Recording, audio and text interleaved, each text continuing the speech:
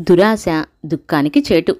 ఈ జగత్తంతయు మానవుని ఉపభోగ నిమిత్తమై ఏర్పడినదని భావించి దీనిని అనుభవిస్తున్నాము.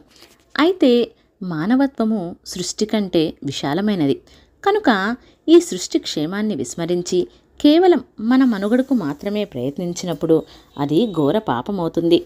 తల్లిపాలను పిల్లలు గ్రోలినట్లుగా, పువ్వులోని మకరందాన్ని తుమ్మెదలు గ్రోలినట్లుగా ప్రకృతిలోని వనరులను అనుభవించడానికి మానవునికి అధికారం ఉన్నది.